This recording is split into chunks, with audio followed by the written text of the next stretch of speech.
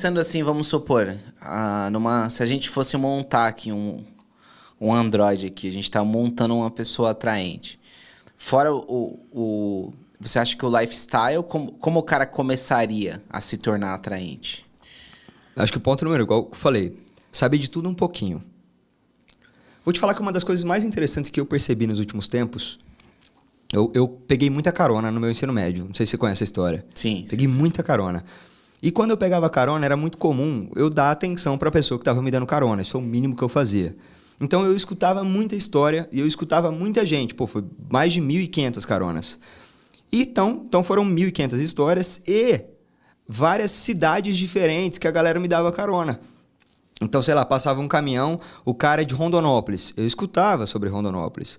O cara era de Santarém, no Pará. Eu escutava sobre Santarém. O outro era de Salvador. O outro era de Cacoal, Rondônia. E eu ia escutando esse tipo de coisa. Aí você vai descendo. Eu conheço 16 estados brasileiros, Marco. Sou bem rodado também. Caramba. E eu lembro que quando eu abordo uma pessoa, eu tenho uma habilidade de entender sotaque muito rápido também. Então você fala comigo uma frase. Você precisa me falar uma frase e geralmente eu sei de onde você é. E aí eu pergunto para a pessoa de onde ela é. Quando a pessoa é de longe, e geralmente eu conheço a cidade dela de longe, cara, é uma conexão automática, Marco. Tipo, eu sou de Santarém. Conheço Santarém. Aqui em São Paulo, ou lá no Paraná, a pessoa já fica em choque. Não, impossível. Eu sou de Altamira. Você conhece Altamira? Não. Altamira é o segundo maior município do planeta. Ele fica no Pará, ali. E a usina de Belo Monte fica em Altamira. Caramba. E aí, você fala com a pessoa de Altamira e você começa a dar essa informação, de fato, eu conheço a tua terra, a pessoa vai gostar de você na hora, mano. Porque como ela tá em São Paulo, por exemplo, ela se sente muito isolada. Quando ela acha alguém que conhece a terra dela, é um brilho muito grande. Então, a coisa que eu mais investi nos últimos anos é ter conhecimento geográfico. Geográfico. Saber de onde as pessoas vêm, saber onde as pessoas moram e saber como é lá. Como é lá. Isso me deu uma abertura gigantesca para falar com todo mundo e para gerar atração em todo mundo. Sim. Gerar conexão em todo mundo. Porque tem assunto, né? Tem assunto. E outra coisa, eu dei aula de história também. Isso aí é maravilhoso para mim. Toda vez que eu abro a boca para falar sobre história, a gente falando da França ontem, e aí eu falei, pô, a França quase não gosta de uma revolução, né? 1789 não foi nada, né? Aí, e eu vi as pessoas arregalando o olho nos bastidores. Tipo, caralho, o cara sabe exatamente a data da Revolução, o cara sabe as coisas. Essa riqueza, essa bagagem histórica, geográfica, da língua, do idioma, seja de literatura, por exemplo, te torna uma pessoa muito mais interessante, velho. Muito mais interessante. E não só letrada, não só uma pessoa que lê muito, mas uma pessoa que escuta todo tipo de música, que conhece todo tipo de filme, que conhece os lugares.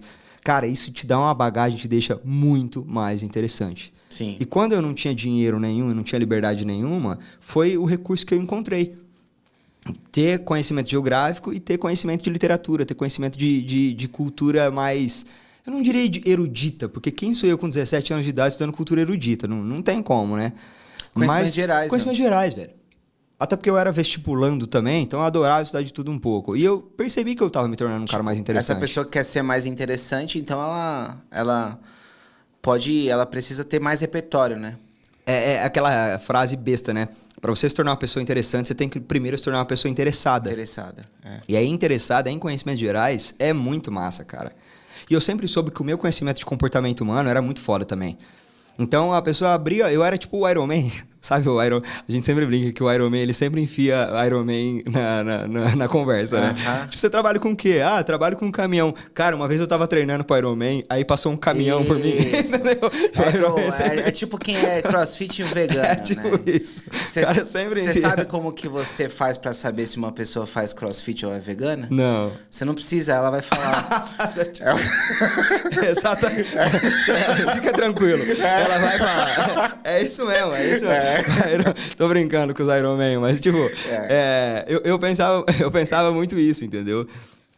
Por que eu tava falando isso? De meter Iron Man no meio Porque, tipo, você pega o conhecimento que você tem e coloca no meio pra gerar assunto. Sim, né? Eu usava muito essa questão do comportamento humano pra contextualizar ele. E aí a pessoa, tipo, ficava curiosa, porque, sei lá, eu citava Freud do nada. Freud, ninguém lê Freud, mas todo mundo sabe quem que é Freud. E aí as pessoas ficavam tipo, pô, que legal que esse menino de 17 anos de idade está falando de Freud, está citando Jung.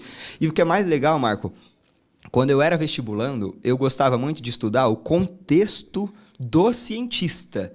Então, por exemplo, tem um cara chamado Rutherford, já ouviu falar de Rutherford? Não. Ele foi um dos gênios da química.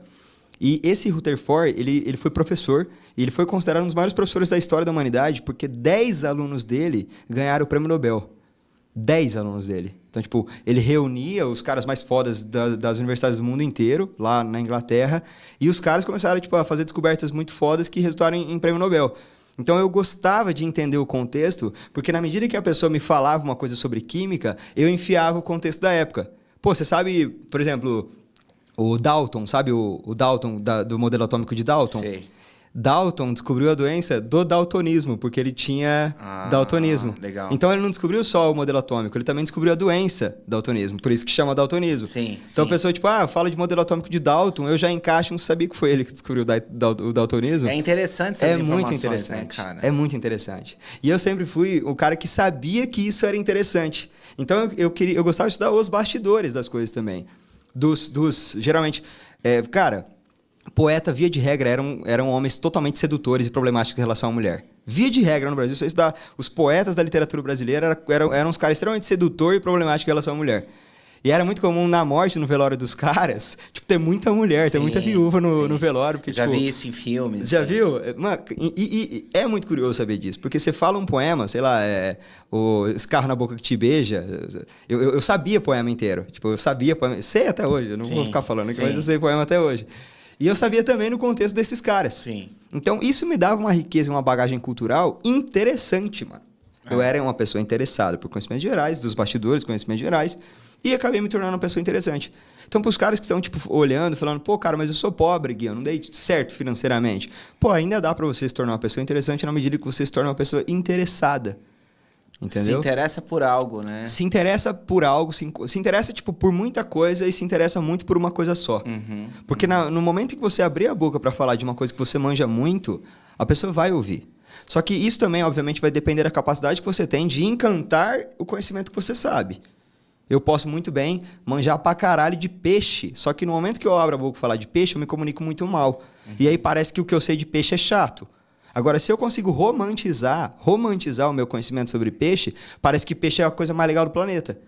Quando eu fui professor de sociologia, o elogio que eu mais gostava de receber é: professor, finalmente sociologia ficou legal. É a primeira vez na vida que eu gosto de sociologia. Eu venho para aula esperando que sociologia seja legal. Porque não é sobre o conhecimento, é sobre como você bota esse conhecimento para fora. Sim. E se você consegue, tem a capacidade legal de romantizar, de criar uma narrativa, de contar uma história, de tornar aquilo legal, você se torna uma pessoa muito mais interessante. Sim.